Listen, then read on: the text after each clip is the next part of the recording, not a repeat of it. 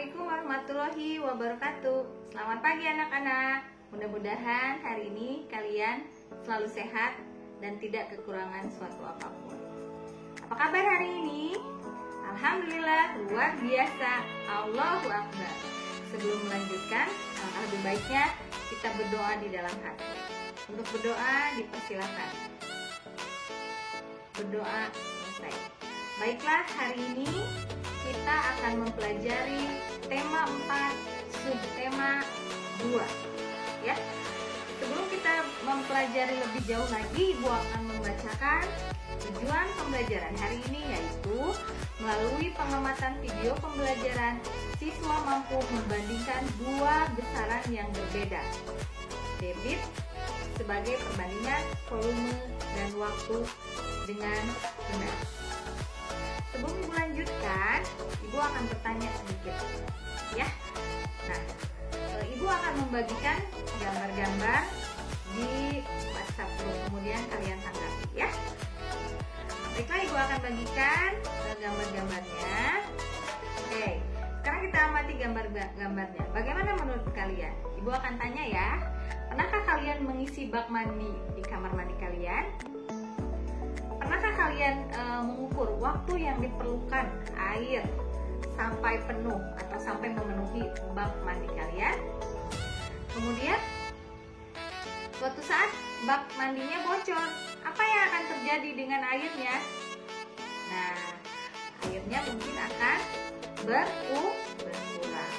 Kemudian kalian pernah juga menghitung nggak waktu yang diperlukan air sampai habis di dalam bak mandi tersebut?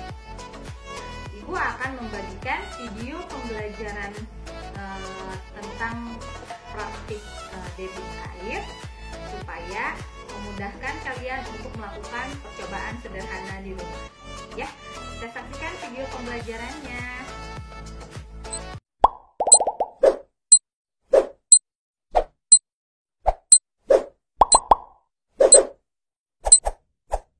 Assalamualaikum warahmatullahi wabarakatuh. Baiklah, hari ini kita akan melakukan percobaan sederhana debit air. Kita bisa lakukan dengan alat-alat yang sangat sederhana. Alat dan bahannya diantaranya adalah: siapkan 1 botol bekas kemasan air mineral 600 ml dan 1 botol 1500 ml. Tutup botol diberi lubang dengan diameter yang sama seperti ini. Kemudian masing-masing botol diisi dengan air 600 ml dan 1500 ml.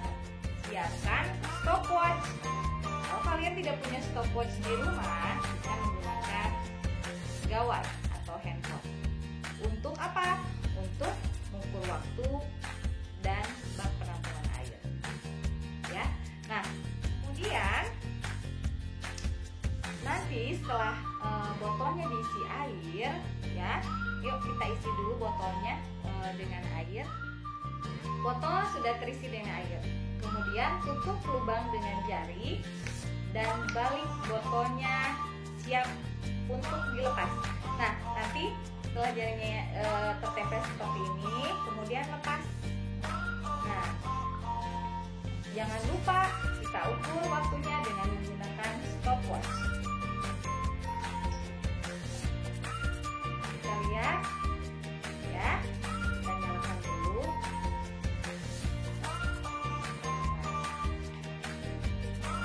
Sampai air habis. Nanti catat dan ukur waktunya. Kemudian lakukan dengan sama untuk botol yang mempunyai volume air 1500 ml. Ya, jangan lupa catat waktu yang diperlukan air hingga keluar sampai airnya habis. Kemudian dalam LKPD yang sudah disediakan, bandingkan volume dan waktu dari masing-masing botol. Kemudian lihat hasil perbandingan volume terhadap waktu botol 1 dan botol 2. Nanti kalian akan memperoleh perbandingannya, ya.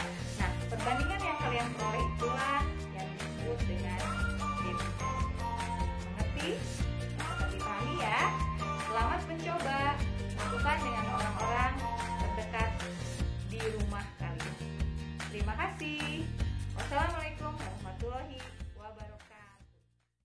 Nah, setelah kalian menyaksikan video pembelajaran seperti yang sudah Ibu instruksikan sehari sebelumnya, sudahkah alat-alatnya dipersiapkan, alat dan bahannya? Kalau sudah, silahkan kalian coba ikuti langkah-langkah yang sudah Ibu videokan tadi. Ya, jangan lupa catat waktu yang diperlukan ketika air keluar dari botol kemasan. Baiklah, setelah kalian melakukan percobaan sederhana tentang debit air, yuk kita lanjutkan ke pembelajaran selanjutnya, yaitu tentang teks non-fiksi. Adapun tujuan pembelajarannya adalah melalui tampilan teks pada PowerPoint, siswa mampu membuat peta pikiran tentang ide pokok dan informasi penting dengan tepat. Nah, sebelum memulai, alangkah lebih baiknya perhatikan dulu sebentar ya. Setelah kita mempelajari debit air, seperti kita ketahui,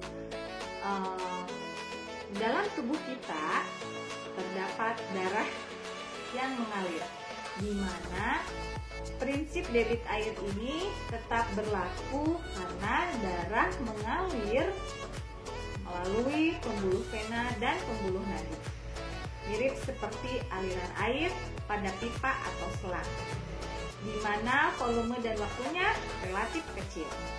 Nah, di dalam materi peredaran darah kita mengenal istilah tekanan darah. Tekanan sebenarnya berhubungan dengan kecepatan air, kecepatan alir, kemudian waktu dan volume yang akan kita bahas nanti di jenjang selanjutnya. Baiklah, Ibu akan membagikan menayangkan teks non-fiksi yang berjudul tentang 4 faktor yang mempengaruhi kesehatan. Oke, silahkan dibaca teksnya. Kemudian kalian tentukan tiap pikiran utama dari tiap paragraf untuk memudahkan kalian membuat peta pikiran. Kesehatan itu dipengaruhi oleh beberapa faktor, diantaranya faktor perilaku dan faktor keturunan. Nah, kelainan darah diakibatkan oleh faktor perilaku, diantaranya pola makan dan pola hidup yang tidak teratur. Sedangkan faktor keturunan itu kelainan darah merupakan penyakit genetik. Ada juga faktor yang lain yang menyebabkan kelainan darah dalam peredaran darah yang dipengaruhi oleh lingkungan dan layanan kesehatan. Untuk lebih jelasnya lagi, kalian baca sendiri ya di teks yang Ibu tayangkan. Baiklah, pembelajaran sudah kita laksanakan. Sebelum Ibu tutup, mari kita simpulkan apa yang sudah kita pelajari hari ini. Yang pertama adalah tentang debit air. Debit air itu merupakan perbandingan antara volume terhadap waktu. Ya. Kemudian yang kedua, teks non-fiksi yang sudah kita bahas tadi adalah tentang 4 faktor yang mempengaruhi kesehatan. Di antaranya yang pertama adalah faktor perilaku. Yang kedua adalah faktor lingkungan. Yang ketiga adalah faktor keturunan, dan yang keempat adalah faktor pelayanan kesehatan. Nah, anak-anak, setelah Ibu simpulkan, kalian juga menyimpulkan, alhamdulillah pembelajaran hari ini bisa diselesaikan dengan baik. Ya, untuk itu Ibu ucapkan terima kasih atas segala perhatiannya. Ya, mudah-mudahan ilmu yang Ibu berikan menjadi berkah untuk kita semua. Ya, mohon maaf jika ada kata-kata yang tidak mengena di hati kalian. Baiklah, pembelajaran kali ini Ibu cukupkan sekian. Billahi fisabilillah. Wassalamualaikum warahmatullahi wabarakatuh.